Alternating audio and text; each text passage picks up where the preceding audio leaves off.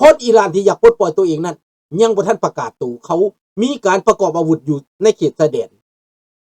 หรืออยู่แดนใดแดนหนึ่งใกล้ๆนั่นแหละเห็นบอกเขาสามารถยิงเครื่องบินของ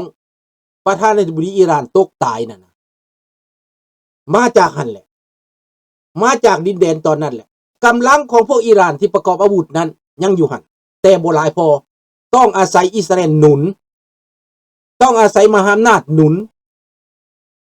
พวกอิหร่านเสรีแมนพวกนั้นแหละเขาต้องรอโอกาสนั้นดังนั้นความเงียบบ่ได้หมายความว่าบ่มีคนลาวเฮาคือกันความเงียบนี่บ่ได้หมายความว่าบ่มีนี่ก็เข้าปีที่51คนทำช่อง YouTube ก็มีโอกาสทำโดยอิสระแล้วนะทำไมยังไปไหนมากนักไม่ไปไหนหนักนักมันยังไม่ไปไหนมากนักมันบ่ได้ตามใจเฮาได้ถึงเฮาจะคิดสบายดีเขียวถึงเฮาจะคิดอยากท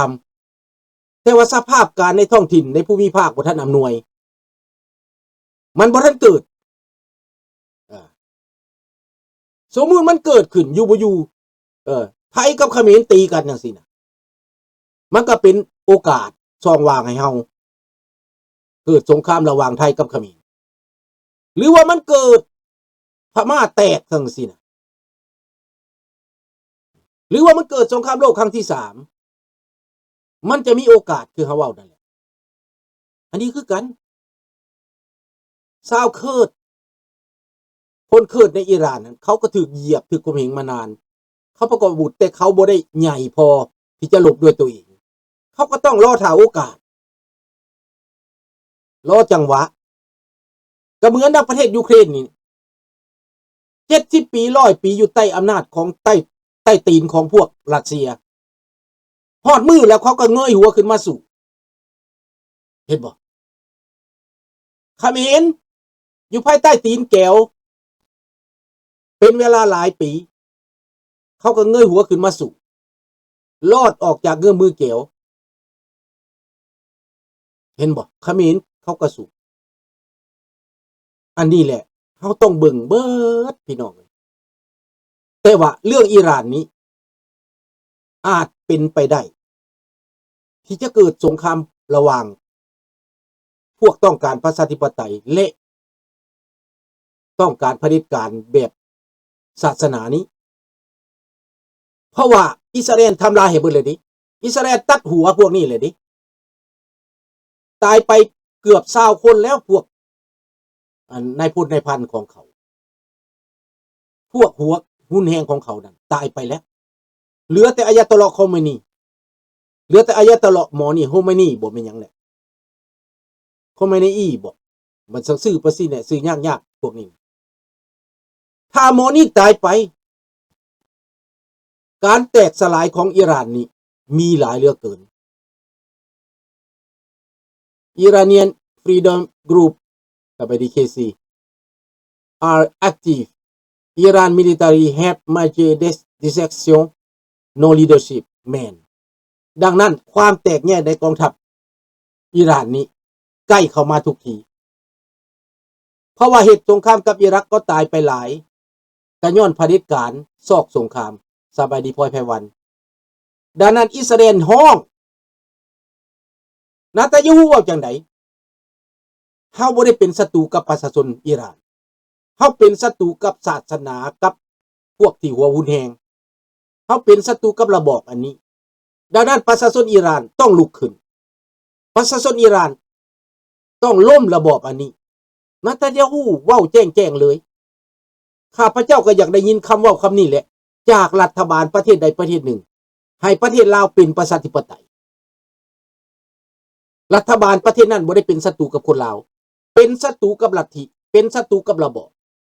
แต่มันผัดตรงกันข้ามซาพี่น้อง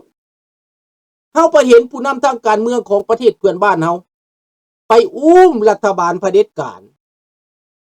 จักเพื่อผลประโยชน์อันใดเฮาก็บ่เข้าใจ บ่แม่นแต่เท่านั้นใดเข้าไปทำดีเข้าไปลำวงเข้าไปยกย่อปอปั้นเข้าไปอุ้มไว้เข้าไปสู้ไว้เฮาเห็นแล้วเฮาก็ขีนหูขีนตาจนตาสิแตกพุ่นแหละแต่เฮาบ่อยากเว้าคันเว้าไปแล้วมันฮากสิออกก็เลยบ่เว้าเพราะนั้นซื่อ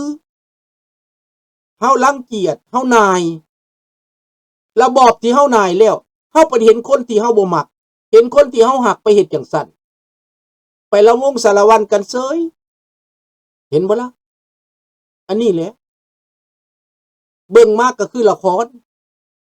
เบิ่งมากก็เป็นตาหน่ายเป็นตาสั่งเป็นตารังเกียจลังข้างลังหนแต่ว่าเฮาก็ต้องทำใจถึงมันสิบ่พอใจเฮาต้องรอโอกาส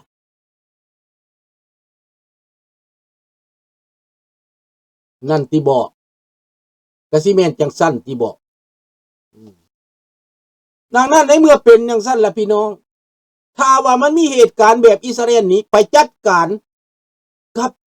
ระบอบอันนี้กับระบอบเผด็จการในอิหร่านคนอิหร่านที่หักหอมเสรีภาพประชาธิปไตยที่ต้องการมานานแล้ว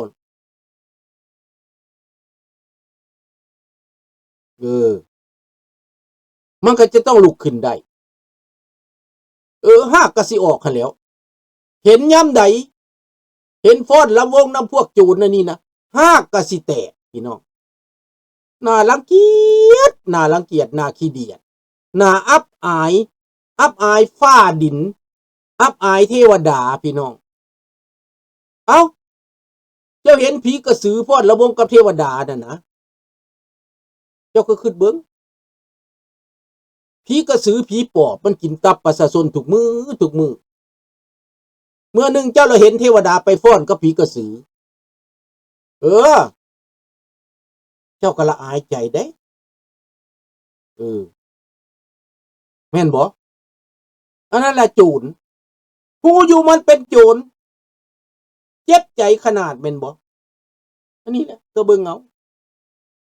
ระบอบการเมืองระบอบการปกครองแล้วมันบ่สง่ามันบ่มีประชาธิปไตยมันบ่มีสิทธิมนุษย์เจ้าสิไปสู้มันไว้เฮ็ดหยังหรือเจ้าอยากให้มันแพร่ภายขยายมาถึงตับถึงไตกินตับกินไตเจ้าบ่ขี้กระตึกนะเจ้าสิเอาไว้เฮ็ดหยังขี้กระตึกนี่ขี้กระตึกเขาก็ต้องกินยาล้างขี้กระตึกออกไปเผด็จการเขาก็ต้องบ่ให้ความสำคัญมันหลายเขาก็บ่ต้องไปสนับสนุนนี่อันนี้สำคัญนอกจากนั้นพวกลาวนะลาวที่หูหนวกตาบอดอยู่ต่างประเทศนี้ก็ยังบ่ฮู้จักว่าตัวเองเป็นไผมาจากไสย้อนเหตุใด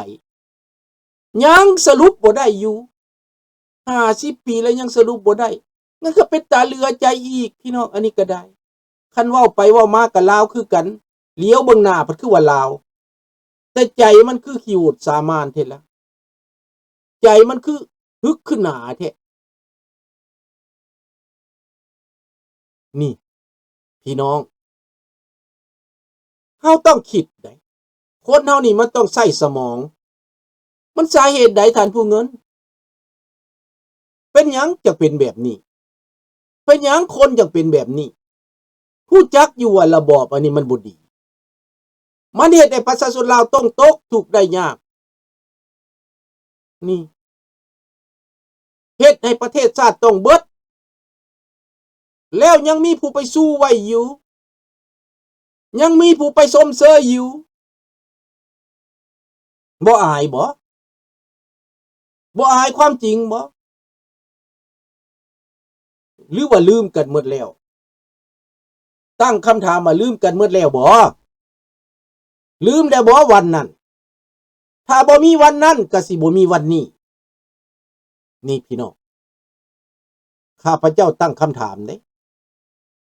หลังเทื่อข้าพเจ้าก็อายที่จะอ้าปากกับพวกนี้เด้บ่แม่นเขาอายเฮาเด้เฮานี่อายเขาบ่พวกที่เล่นไปสู้ระบอบอันนี้ดังนั้น ข้าพเจ้าก็จะเตือนสติคนลาวผู้หักหอมเสรีภาพและประชาธิปไตยพวกหักหอมความถูกต้องและความยุติธรรมนี้ต้องหาทางออกหาทางเข้าใจให้ได้เพื่อจะสืบสานต่อไปให้ลาวนี่ยังอยู่ให้ลาวแท้ลาวถึงลาวทองนี่นะยังอยู่ข้าพเจ้าพร้อมแล้วจะร่วมไม้ร่วมมือกับสิ่งเหล่านี้กับเรื่องเหล่านี้กับเหตุผลเหล่านี้พี่น้องท่านผู้ฟังที่เคารพทุกท่านถ้าเฮาบ่ฮู้เหตุผลตัวจริงนั้นเฮาเฮ็ดแบบคือๆไปซื่อๆนี่มันจะบ่เกิดมาเกิดผลนี่ดังนั้นข้าพเจ้าเชื่อว่าครั้งนี้อิหร่านถ้ายังบ่หยุดในการตีไปตีมาทำลายเหตุสงครามกันแบบนี้อิสราเอลมีแนวอเมริกาจะโดดกระโจนเข้าไปก็ได้แต่ว่าข้าพเจ้าว่าอเมริกาจะอยู่ห่างๆแต่จะหนุนวัดทุกแนวจะสนับสนุนด้านการเงินการทองให้พวกฝ่ายค้านอิหร่านลุกขึ้นอันนี้อเมริกาคือสิอยู่บ่ได้ดอกคือสิเสยบ่ได้ในตอนนี้โดนัลด์ทรัมป์ส่งทหารไปแล้วหลายหมื่นคนไปเพื่อเกียมสู้อิสราเอลไว้เพราะว่าทหารอิหร่านนั้นมันก็มีหลายแสนคนนะถ้ามันบุกเข้ามากับลูกน้องของมันในอิรักในเลบานอนและพวกฮูตี้ขนกันเข้ามาหลบนะอิสราเอลก็จะยากบ่น้อยได้พี่น้อง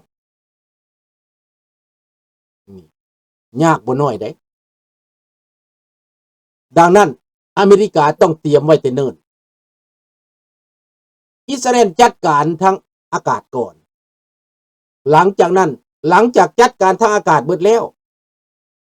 ฐานทัพทหารบ่อนใดอิสราเอลจัดการให้เบิดแล้วพวกประชาชนก็ลุกขึ้นและตอนนี้เป็นไปได้เส้นทางนี้พี่น้องข้าพเจ้าคาดเดาว่ามันจะเกิดขึ้นแบบนี้โลกนี้สร้างหน้าอัศจรรย์ใจมนุษย์เทเดมนุษย์นี้เป็นหยังจังบ่หยุดบ่เศร้าที่จะฆ่ากันมาตลอดโลกก็เจริญหลายแล้วแต่เป็นหยังคนพวกนั้นจังบ่เจริญดังพวกสปป.ลาวคู่มือนี้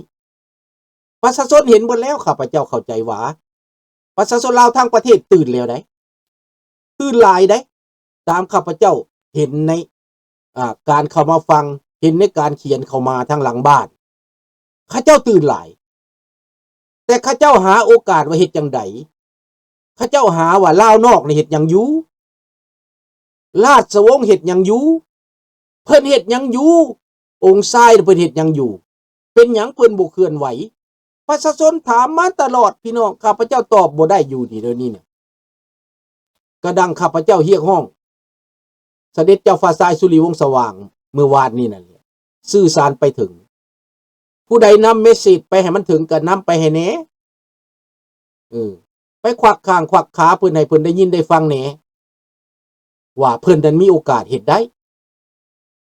เหตุผลที่ข้าพเจ้าเว้ามาก็หลายเทื่อแล้วว่าในโลกนี้นะเขาต้องการผู้นำเขาต้องการ leadership เขาต้องการคนที่รวมคนได้คนที่รวมคนได้นั้นต้องมีบทบาทบารมีต้องมีคนรู้จักต้องมีคนนับถือมันจะรวมคนได้คนเก่งนะมันมีอยู่แต่ว่าบ่เคยมีบทบาทอันนั้นโอกาสบ่ให้นี่ดังนั้นมีแต่พระองค์เป็นหยังเงื่อนไขของเพิ่นลืมภาษาลาวแล้วบ่แม่นเด้อเรเนเด้อเพิ่นอาจจะหาจังหวะอาจจะเบิ่งอยู่เพิ่นอาจจะหาจังหวะอยู่ได้อาจจะคอยเดินนิ่มๆเห็นบ่ล่ะสร้างย่างนี่ย่างซ่าได้พี่น้องเนิบนาบแต่บัดสร้างเตะนี่มาน้อยป้งไปเป็น100 เมตรพุ่นได้ไปเป็น10 เมตร